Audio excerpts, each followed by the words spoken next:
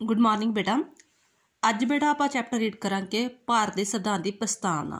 प्रस्तावना की हुंदी आ, पहला तुहानूं मैं इहदा पेज एक शो करांगी। प्रस्तावना की है बेटा, जिहड़ी बुक आ साडी संविधान की किताब आ जिहदे विच सारे अपने देश के कानून लिखे आ कि किवें साडे देश नूं चलाउणा वा। ओहदा इह किताब का जिहड़ा फस्ट पेज आ, जिवें सपोज करो आ मेरे को बुक है, ठीक है, मान लो कि नूं कॉन्स्टिट्यूशन की बुक आ, ठीक है। ये साडा पहला पेज वा ना, ਉਹਦੇ ਵਿੱਚ जो गल्लां लिखियां होईयां वा संविधान बारे सारे भी, हाँ असीं की संविधान विच की सारा कुछ लिखना चाहुंदे आ, जिन्हों आपां सेंटर आइडिया कीवर्ड्स कह दिंदे आ, वो जिहड़ा हैगा वा प्रस्तावना वा। प्रस्तावना विच की लिखिया होया the constitution of India preamble, preamble दा मतलब संविधान। We the people of India having a solemnly resolved to constitution India into a sovereign socialist secular democratic republic and to secure to all citizens justice liberty equality fraternity. ठीक है कि असी भारत के लोग जिहड़े संविधान सभा बना रहे सी अंबेडकर नेहरू, ठीक है, उन्होंने अपने आप नूं सारे इंडिया के तौर पर रिप्रैजेंट किया कि असी भारत के लोग भारत नूं एक प्रभुसत्ता संपन्न समाजवादी धर्मनिरपक्ष ते लोकतंत्री गणराज बनावांगे, जिस विच की होवेगा सारे नागरिकां नूं, सारे सिटीजन नूं जस्टिस मिलेगा, लिबर्टी मिलेगी, इक्वैलिटी मिलेगी, फर्टैनिटी मिलेगी। ठीक है, तो कहंदा साडे संविधान दी जिहड़ी हैगी सी ये चीज़ां सारियां वर्ण कीतियां। In our constitution assembly the 26 day November 1949 to hereby adopt enact and give to the observe this constitution. तो असीं जिहड़ा संविधान का निर्माण जिहड़ा वा 26 नवंबर 1949 नूं बना रहे हैं। ठीक है, फिर ये दो चीज़ां होर ऐड कीतियां सी कि जो 1976 में फिर जिहड़ा एक अमेंडमेंट किया सी, ਉਹਦੇ 42ਵੀं ਸੋਧ ਰਾਹੀਂ ਜਿਹੜੀ ਹੈਗੀ ਜਿਹੜੇ ਸ਼ਬਦ ਜਿਹੜੇ ਹੈਗੇ ਐਡ ਕੀਤੇ ਸੀ। Unity of the nation, sovereign of the democratic republic, कि असीं अखंड भारत, कि ये नहीं असीं कोई धर्म जात रंग दे सल दे आधार ते वंडे होए आ जां मतलब जिहड़ा हैगा ये चीज़, ते हर एक अपने पूरे भारत वासी नूं एक अखंडता देवांगे। ठीक है, नैक्सट हुण आपां पढ़दे हां। जिवें कि आपां वेख्या कि प्रस्तावना की है कि पहला पेज वा, ठीक है, एक घोषणा पत्र आ, एक पहला पेज आ संविधान का, जिहदे विच संविधान दीआं धारावां आर्टिकल्स बारे वर्ण किया वा ते उहदे आदर्शां ते उद्देशां दा वर्ण किया है। आर्टिकल्स का वर्ण किया है, संविधान के आदर्शां ते उद्देशां का वर्ण किया है। इस करके संविधान का शीशा जां संविधान का पहचान पत्र भी कहा जाता है। तो सब तो पहला जिहड़ा संविधान की जिहड़ी प्रस्तावना सी, जिन्होंने प्रेम्बल कहते हैं, वो अमेरिका ने अपनाए सी।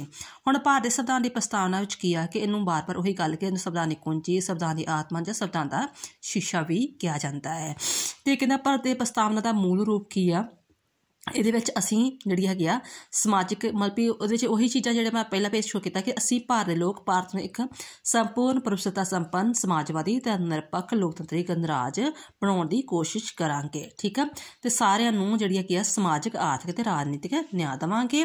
ਤੇ ਉਹੀ ਜਸਟਿਸ ਠੀਕ ਆ, ਤੇ अपना जिहड़ा हैगा वा सुतंत्रता होएगी ते समानता होएगी। ठीक है, ये उहदा हो गया मूल रूप आ। दैन आफ्टर जिहड़ी है प्रस्तावना की विशेषतावां की है कि यह संवैधानिक शक्ति का सोमा, राज का स्वरूप, संविधान का उद्देश ते संविधान के अपनाए जाने की तरीकी है। विशेषताएं इन्हां 4 पॉइंटां विच आपां डिस्क्राइब करांगे। फस्ट ऑफ ऑल संविधान की शक्ति का सोमा कौन? लोग। ठीक है, क्योंकि जो आप पहली लाइन पढ़ते असी भारत के लोग तो प्रभुसत्ता की शक्ति किन्ना कोल? लोकां कोल। क्यों? क्योंकि लोग ही MLA MP चुनते हैं, प्रतिनिधि चुनते हैं। तो संविधान के आधार संविधान किहो जिहा बनाउणा चाहुंदे सी, उन्हां दी इच्छा जनता की इच्छा के आधार पर सी। ठीक है, कि संविधान के जिहड़े निर्माता सी ओह लोग ही सन। ठीक है, तो पर कुछ जो आलोचक जिहड़े हैगे इसकी आलोचना करते हैं कि ये लोगों द्वारा नहीं बनाया गया, कुछ के लोगों द्वारा बनाया गया, सारे इंडिया के लोगों द्वारा नहीं बनाया गया। रीजन की आ कि कहते हैं कि ना तो मतलब जिहड़ा हैगा वोट के अधिकार के आधार पर चुनिया गया सी, जिहड़ा संविधान बनाया गया लोगों को राय लै गई कि असीं तुहानूं किहो जिहा संविधान चाहिए, तो ना ही कोई जनमत संग्रह करवाया गया सी। बट फिर भी जिहड़ी ये आलोचना कर रहे दो गल्लां ते, पर फिर भी ये आलोचना जिहड़ी कि काफ़ी मतलब जिहड़ी कि वाजिब नहीं आ। रीजन की आ क्योंकि जो भी संविधान असीं बनाया वा वो जिहड़ी हैगी आ लोकां दी भलाई वास्ते ही बनाया गया सी। ठीक है, फिर असीं जिहड़े हैगा लोकां नूं कहंदा कि संविधान अनुसार लोकां नूं वोट अधिकार दिता सी, उन्हां दे आधार ते ही फिर सरकारां चुनियां गईयां सी। ये हो गया फस्ट कि जनता ही जिहड़ी इच्छा है, लोक शक्ति दी इच्छा है। नैक्सट है राज का स्वरूप किहो जाएगा। राज का स्वरूप किहो जाएगा? प्रभुसत्ता संपन्न होएगा। प्रभुसत्ता संपन्न किवें? कि ਉਹਦੇ ਮੇਨ ਗੱਲ ਵਾ ਮੇਨ ਇਹਦੇ ਵਿੱਚ ਕਿ ਨਾ ਤਾਂ ਅੰਦਰੂਨੀ ਤੌਰ 'ਤੇ ਉੱਤੇ ਕੋਈ ਕੰਟਰੋਲ ਹੋਵੇਗਾ, ਨਾ ਹੀ ਬਾਹਰੀ ਤੌਰ 'ਤੇ। ਬਾਹਰੀ ਸ਼ਕਤੀਆਂ ਯਾਨੀ ਕਿ ਦੂਜੇ ਦੇਸ਼ ਜਿਵੇਂ ਮੰਨ ਲਓ ਕਿ ਅਮਰੀਕਾ, ਇੰਗਲੈਂਡ ਜਾਂ ਚਾਈਨਾ ਕੋਈ ਇੰਡੀਆ ਦਾ ਕੰਟਰੋਲ ਨਹੀਂ ਕਰੇਗਾ, ਨਾ ਹੀ ਅੰਦਰੂਨੀ ਕੋਈ ਸਪੈਸ਼ਲੀ ਸ਼ਕਤੀ ਉਹਨੂੰ ਕੰਟਰੋਲ ਕਰੇਗੀ। ਕਿ ਜੇ ਸਰਕਾਰਾਂ ਨੂੰ ਲੋਕਾਂ ਨੂੰ ਪਸੰਦ ਹੈ ਠੀਕ ਹੈ, ਜੇ ਨਹੀਂ ਪਸੰਦ ਹੈਗੀ ਤਾਂ ਅਗਲੀ ਵਾਰੀ ਉਹਨੂੰ ਚੇਂਜ ਕਰ ਦੇਣਗੇ। ਬਟ ਕਈ ਆਲੋਚਕ ਫਿਰ ਇਸੇ ਤਰ੍ਹਾਂ ਹੀ ਆਲੋਚਨਾ ਕਹਿੰਦੇ ਕਿ ਨਹੀਂ, ਇਹ ਅੰਦਰੂਨੀ ਤੌਰ 'ਤੇ ਵੀ ਕੰਟਰੋਲ ਵਿੱਚ ਆ ਅਤੇ ਬਾਹਰੀ ਤੌਰ 'ਤੇ ਵੀ ਕੰਟਰੋਲ ਆ। ਬਾਹਰੀ ਤੌਰ 'ਤੇ ਕਿਵੇਂ, ਜਿਵੇਂ ਕਿਉਂਕਿ ਇਹ ਕੁਝ ਸੰਗਠਨਾਂ ਦਾ ਮੈਂਬਰ ਆ, ਜਿਵੇਂ ਰਾਸ਼ਟਰਮੰਡਲ ਦਾ ਮੈਂਬਰ ਆ, ਅਤੇ ਫਿਰ ਉਹਨੂੰ ਉਹਦੀਆਂ ਇੰਸਟਰਕਸ਼ਨਾਂ ਨੂੰ ਫੋਲੋ ਕਰਨਾ ਪੈਂਦਾ ਹੈ।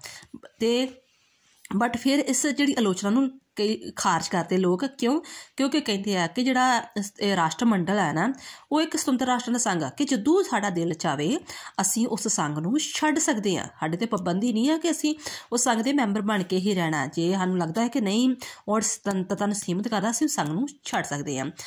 ਇਹ ਹੋ ਗਿਆ ਪ੍ਰਭੂਸੱਤਾ ਸੰਪੰਨ, ਕਿ ਸਾਡਾ ਰਾਜ ਪ੍ਰਭੂਸੱਤਾ ਸੰਪੰਨ। ਨੈਕਸਟ ਹੈਗਾ ਭਾਰਤ ਇੱਕ ਸਮਾਜਵਾਦੀ ਰਾਜ ਆ।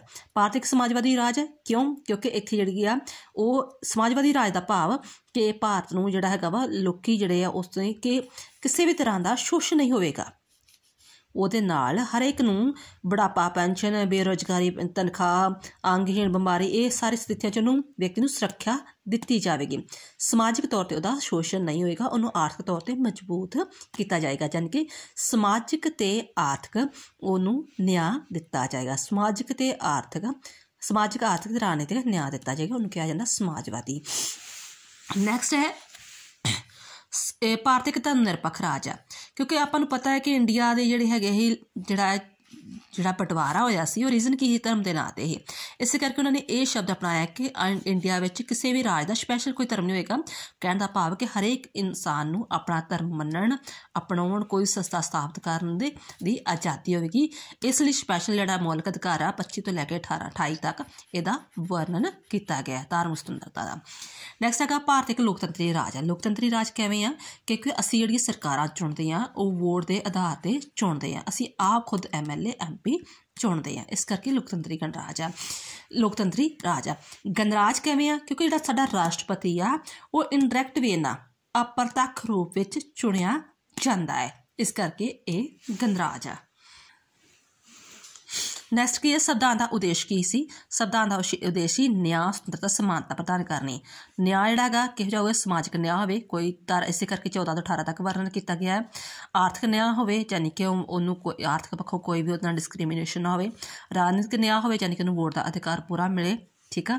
ਸੁਤੰਤਰਤਾ ਹੋਵੇ, ਸੁਤੰਤਰਤਾ ਉਹਨੂੰ ਕਿਹੜੀ ਹੋਵੇ? ਸੋਚਣ ਦੀ ਸੁਤੰਤਰਤਾ, ਵਿਚਾਰ ਪ੍ਰਗਟ ਕਰਨ ਦੀ ਸੁਤੰਤਰਤਾ, ਵਿਸ਼ਵਾਸ ਦੀ ਸੁਤੰਤਰਤਾ, ਪੂਜਾ ਕਰਨ ਦੀ ਸੁਤੰਤਰਤਾ, ਇਹ ਸਾਰੀ ਉਹਨੂੰ ਸੁਤੰਤਰਤਾ ਪ੍ਰਦਾਨ ਕੀਤੀ ਜਾਵੇਗੀ। ਅਤੇ ਫਿਰ ਸਮਾਨਤਾ ਕੀ ਆ? ਸਮਾਨਤਾ ਦਾ ਅਧਿਕਾਰ ਵੀ ਸਾਡੇ ਜਿਹੜੇ ਹੈਗੇ ਆ ਮੌਲਿਕ ਅਧਿਕਾਰ ਵਿੱਚ ਵਰਣਨ ਕੀਤਾ ਗਿਆ ਹੈ 14 ਤੋਂ 18 ਤੱਕ।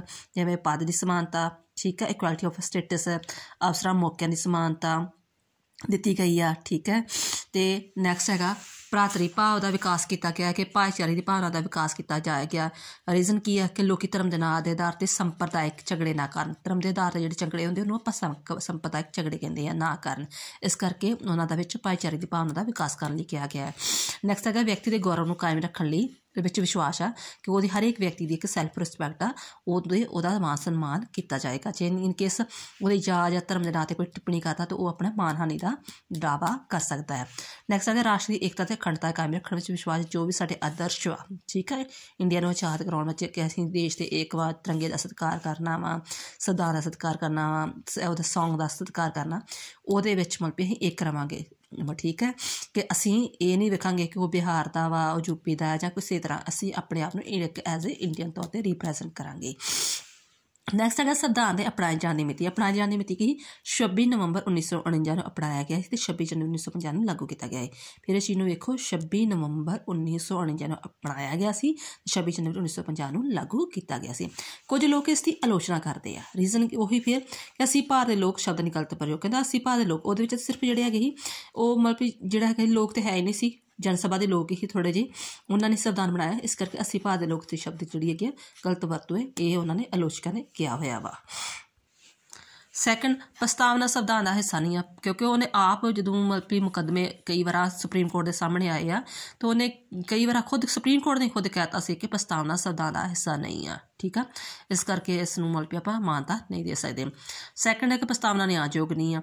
ਹੁਣ ਜੇ ਮਤਲਬ ਪ੍ਰਸਤਾਵਨਾ 'ਚ ਰਾਹੀਂ ਜੋ ਵੀ ਗੱਲ ਕਹੀ ਗਈ ਆ ਉਹਨੂੰ ਆਪਾਂ ਅਦਾਲਤਾਂ ਵਿੱਚ ਜਾ ਕੇ ਵਗਾਰ ਨਹੀਂ ਪਾ ਸਕਦੇ ਕਿ ਸਾਨੂੰ ਇਸੇ ਅਨੁਸਾਰ ਨਿਆਂ ਦਿੱਤਾ ਜਾਵੇ। ਕਿਉਂ? ਕਿਉਂਕਿ ਉਹ ਕਾਨੂੰਨੀ ਦਸਤਾਵੇਜ਼ ਨਹੀਂ ਆ। ਕਾਨੂੰਨੀ ਉਹੀ ਚੀਜ਼ਾਂ ਜੋ ਸੰਵਿਧਾਨ ਵਿੱਚ ਗੱਲਾਂ ਲਿਖੀਆਂ ਗਈਆਂ ਜਦੋਂ ਆਰਟੀਕਲ 1 2 3 ਸਟਾਰਟ ਹੋ ਜਾਂਦੇ ਆ। ਪਹਿਲਾ ਪੇਜ ਕੋਈ ਉਹਦਾ ਭਾਗ ਨਹੀਂ ਹੈਗਾ। ਭਾਸ਼ਾ ਅਸਪਸ਼ਟ ਹੈ। ਲੋਕਾਂ ਨੂੰ ਇਹ ਚੀਜ਼ਾਂ ਦੀ ਸਮਝ ਆਮ ਤੌਰ 'ਤੇ ਲੋਕਾਂ ਨੂੰ ਸਮਝ ਨਹੀਂ ਆਉਂਦੀ ਕਿ ਸਮਾਜਵਾਦ ਕੀ ਹੁੰਦਾ ਹੈ, ਧਰਮ ਨਿਰਪੱਖ ਕੀ ਹੁੰਦਾ। ਇਹ ਟਫ ਸ਼ਬਦਾਵਲੀ ਜਿਹੜੀ ਹੈਗੀ ਉਹ ਸ਼ਬਦ ਆਮ ਲੋਕਾਂ ਦੇ ਸਮਝ ਤੋਂ ਬਾਹਰ ਹੁੰਦੀ ਆ। ਸਮਾਜਵਾਦੀ ਰਾਜ ਨਹੀਂ ਆ ਕਹਿੰਦਾ, ਕਿਉਂਕਿ ਆਪਾਂ ਕਹਿੰਦੇ ਕਿ ਸਮਾਜਵਾਦੀ ਕਿ ਹਰੇਕ ਨੂੰ ਆਰਥਿਕ ਪੱਖੋਂ ਪੂਰੀ ਤਰ੍ਹਾਂ ਮਤਲਬ ਪ੍ਰਫੁੱਲਤ ਕੀਤਾ ਜਾਏਗਾ, ਪਰ ਇਹ ਗੱਲ ਗਲਤ ਆ। ਕਿਉਂਕਿ ਅੱਜ ਜਿਹੜਾ ਆਪਣਾ ਇੰਡੀਆ ਵੀ ਹੈ ਉਹ ਵੀ ਇੱਕ ਕੈਪੀਟਲਿਸਟ ਇੱਕ ਪੂੰਜੀਵਾਦੀ ਰੂਪ ਵਿੱਚ ਬਦਲ ਚੁੱਕਾ ਹੈ, ਇੰਡਸਟਰੀਲਾਈਜੇਸ਼ਨ ਹੋ ਚੁੱਕਾ ਹੈਗਾ ਵਾ। ਠੀਕ ਹੈ, ਨੈਕਸਟ ਹੈਗਾ ਪ੍ਰਸਤਾਵਨਾ। ਇਹ ਤਾਂ ਆਲੋਚਨਾ ਹੀ ਜਿਹੜੇ ਆਲੋਚਨਾ ਕਰ ਰਹੇ ਸੀ ਇਹਦੀ, ਬਟ ਫਿਰ ਵੀ ਮਹੱਤਤਾ ਹਰੇਕ ਚੀਜ਼ ਦੀ ਮਹੱਤਤਾ ਆਉਂਦੀ ਆ। ਫਸਟ ਆਫ ਆਲ ਕਹਿੰਦਾ ਭਾਵੇਂ ਜਿੰਨੀ ਮਰਜ਼ੀ ਇਹਦੀ ਆਲੋਚਨਾ ਕਰੋ ਫਿਰ ਵੀ ਆਪਣੇ ਇਹਦੀ ਮਹੱਤਤਾ। ਰੀਜ਼ਨ ਕੀ ਹੈ? ਫਸਟ ਆਫ ਆਲ ਇਹ ਤੇ ਕਹਿੰਦਾ ਕਿ ਸੰਵਿਧਾਨ ਦੀ ਆਤਮਾ ਹੈ, ਸੰਵਿਧਾਨ ਦੀ ਕੁੰਜੀ ਹੈ, ਸੰਵਿਧਾਨ ਦਾ ਹੀਰਾ ਹੈ। Reason Ki? First of all ਉਦੇਸ਼ਾਂ ਦਾ ਪ੍ਰਤੀਕ। ਇਹਦੇ ਵਿੱਚ ਉਦੇਸ਼ ਪ੍ਰਗਟ ਕੀਤੇ ਗਏ ਆ ਕਿ ਹਾਂ ਅਸੀਂ ਭਾਰਤ ਨੂੰ ਜਿਹੜਾ ਹੈਗਾ ਨਿਆਂ ਪ੍ਰਦਾਨ ਕਰਨਾ ਚਾਹੁੰਦੇ ਹਾਂ, ਹਰ ਇੱਕ ਨਾਗਰਿਕ ਨੂੰ ਸਮਾਨਤਾ, ਨਿਆਂ, ਸੁਤੰਤਰਤਾ ਦੇਣਾ ਚਾਹੁੰਦੇ ਹਾਂ। ਸੈਕਿੰਡ, ਜੇ ਆਪਾਂ ਕਹਿੰਦੇ ਹਾਂ ਕਿ ਉਹ ਸੰਵਿਧਾਨ ਜਿਹੜਾ ਪ੍ਰਸਤਾਵਨਾ ਸੰਵਿਧਾਨ ਦਾ ਭਾਗ ਨਹੀਂ ਹੈਗਾ ਅਤੇ ਬਟ ਅਦਾਲਤਾਂ ਦਾ ਹੀ ਇਹਨੇ ਕਈ ਵਾਰ ਮਾਰਗਦਰਸ਼ਨ ਕੀਤਾ ਹੈਗਾ ਵਾ, ਅਤੇ ਉਹਨੂੰ ਇਸੇ ਕਰਕੇ ਹੀ ਅਸੀਂ ਜਿਹੜਾ ਹੈਗਾ ਨਿਆਇਕ ਪੁਨਰ ਵਿਚਾਰ ਜਿਹੜੀ ਹੈਗੀ ਹੈ ਸ਼ਕਤੀ ਦਾ ਪ੍ਰਯੋਗ ਕਰਦੇ ਆ। ਠੀਕ ਹੈ, ਇਸੇ ਕਰਕੇ ਜਿਹੜੀ ਹੈਗੀ ਆ ਨਿਆਇਕ ਪੁਨਰੀਖਣ ਸ਼ਕਤੀ ਜਿਹੜੀ ਪ੍ਰਯੋਗ ਕਰਨ ਦੀ ਸ਼ੁਰੂ ਕੀਤੀ ਹੈ, ਜੁਡੀਸ਼ੀਅਲ ਰਿਵਿਊ। ਇਹ ਸ਼ਬਦਾਂ ਦੀ ਕੁੰਜੀ ਹੈ, ਸ਼ਬਦਾਂ ਦੀ ਕੁੰਜੀ ਹੈ ਕਿਉਂਕਿ ਜੇਕਰ ਅਸੀਂ ਇਸ ਦੀ ਪ੍ਰਸਤਾਵਨਾ ਨੂੰ ਪੜ੍ਹਦੇ ਹਾਂ ਫਿਰ ਹੀ ਅਸੀਂ ਉਦੇਸ਼ ਨੂੰ ਸਾਰਾ ਪੜ੍ਹਦੇ ਹਾਂ ਕਿ ਵਾਕਈ ਸੰਵਿਧਾਨ ਵਿੱਚ ਕਹਿਣਾ ਕੀ ਚਾਹਿਆ ਹੈ, ਸਾਰੇ ਸੰਵਿਧਾਨ ਦਾ ਐਕਚੁਅਲੀ ਮੋਟਿਵ ਕੀ ਹੈ, ਉਦੇਸ਼ ਕੀ ਹੈ, ਕਿਹੋ ਜਿਹਾ ਉਹ ਆਪਣੇ ਦੇਸ਼ ਨੂੰ ਰਿਪ੍ਰੈਜ਼ੈਂਟ ਕਰਨਾ ਚਾਹੁੰਦਾ ਹੈਗਾ। ਫਿਰ ਜਿਹੜਾ ਹੈਗਾ ਆਉਣ ਵਾਲੀਆਂ ਸਰਕਾਰਾਂ ਦਾ ਮਾਰਗਦਰਸ਼ਨ ਕਰਦੇ। ਜਦੋਂ ਵੀ ਸਰਕਾਰਾਂ ਬਣਦੀਆਂ ਸਰਕਾਰਾਂ ਇਹੋ ਵਾਅਦੇ ਕਰਦੀਆਂ ਨਾ ਅਸੀਂ ਘਰ ਘਰ 'ਚ ਨੌਕਰੀ ਦੇਵਾਂਗੇ, ਹਰੇਕ ਨੂੰ ਰੁਜ਼ਗਾਰ ਦੇਵਾਂਗੇ। ਉਹ ਰੀਜ਼ਨ ਕੀ? ਉਹੀ ਹੈ ਨਾ ਜਿਹੜੇ ਵੀ ਹਾਂ ਸਮਾਜਵਾਦੀ ਰਾਜ ਸਥਾਪਿਤ ਕਰਾਂਗੇ, ਨਿਆਂ ਪ੍ਰਦਾਨ ਕਰਾਂਗੇ, ਸਮਾਨਤਾ ਦੇਵਾਂਗੇ, ਸੁਤੰਤਰਤਾ ਦੇਵਾਂਗੇ, ਜੋ ਪ੍ਰਸਤਾਵਨਾ 'ਚ ਸ਼ਬਦ ਸ਼ਾਮਲ ਕੀਤੇ ਹੈ। ਇਹਦੇ ਲਈ ਉਹ ਸਰਕਾਰਾਂ ਦਾ ਮਾਰਗਦਰਸ਼ਨ ਕਰਦੇ। ਸਰਕਾਰਾਂ ਕਹਿੰਦੀਆਂ ਕਿ ਅਸੀਂ ਉਹ ਇਹੋ ਜਿਹੇ ਵਾਅਦੇ ਕਰਦੀਆਂ ਅਤੇ ਕਈ ਸਰਕਾਰਾਂ ਕੋਸ਼ਿਸ਼ ਵੀ ਕਰਦੀਆਂ ਉਹਨੂੰ ਇੰਪਲੀਮੈਂਟ ਕਰਦੀਆਂ ਤਾਂ ਜੋ ਅਸੀਂ ਲੋਕਾਂ ਨਾਲ ਸਹੀ ਨਿਆਂ ਪ੍ਰਦਾਨ ਕਰ ਸਕੀਏ। ਨੈਕਸਟ ਹੈਗਾ ਸੰਵਿਧਾਨ ਨੂੰ ਪਰਖਣ ਦਾ ਪੈਮਾਨਾ। ਕਹਿੰਦਾ ਕਿ ਸੰਵਿਧਾਨ ਨੂੰ ਪਰਖਣ ਦਾ ਪੈਮਾਨਾ ਵੀ ਆ ਕਿਉਂਕਿ ਫਿਰ ਹੀ ਸਾਨੂੰ ਪਤਾ ਲੱਗਦਾ ਹੈਗਾ ਕਿ ਵਾਕਿਆ ਹੀ ਸੰਵਿਧਾਨ ਅਨੁਸਾਰ ਉਹ ਸਾਰੀਆਂ ਚੀਜ਼ਾਂ ਲਾਗੂ ਕੀਤੀਆਂ ਗਈਆਂ ਜੋ ਪ੍ਰਸਤਾਵਨਾ ਵਿੱਚ ਕਹੀਆਂ ਗਈਆਂ ਵਾ। ਪ੍ਰਸਤਾਵਨਾ ਕੇਵਲ ਥੋਥੇ ਵਾਅਦੇ ਨਹੀਂ ਆ। ਕਹਿੰਦਾ ਇਹ ਇਕੱਲਾ ਇਹ ਨਹੀਂ ਆ ਵੀ ਜਸਟ ਇੱਕ ਪੇਜ ਲਾਗੂ ਨਾਲ ਐਡ ਕਰਤਾ। ਰੀਜ਼ਨ ਕੀ ਆ? ਜਦੋਂ ਆਪਾਂ ਕਹਿੰਦੇ ਹਾਂ ਕਿ ਹਾਂ ਸਾਨੂੰ ਉੱਥੇ ਪਹਿਲੇ ਪੇਜ ਵਿੱਚ ਕਹਿੰਦੇ ਹਾਂ ਕਿ ਸਾਨੂੰ ਨਿਆਂ ਮਿਲਣਾ ਚਾਹੀਦਾ ਹੈ, ਸਮਾਨਤਾ ਮਿਲਣੀ ਚਾਹੀਦੀ, ਸੁਤੰਤਰਤਾ ਮਿਲਣੀ ਚਾਹੀਦੀ ਹੈ, ਅਤੇ ਇਸ ਨੂੰ ਇੰਪਲੀਮੈਂਟ ਕਰਨ ਲਈ ਬਾਅਦ ਵਿੱਚ ਮੌਲਿਕ ਅਧਿਕਾਰ ਸਥਾਪਿਤ ਕੀਤੇ ਗਏ, ਰਾਜਨੀਤਿਕ ਸਥਾਪਿਤ ਕੀਤੇ ਗਏ ਸੰਵਿਧਾਨ ਵਿੱਚ ਇਹਨਾਂ ਨੂੰ ਸਹੀ ਪ੍ਰੈਕਟੀਕਲ ਰੂਪ ਦੇਣ ਲਈ।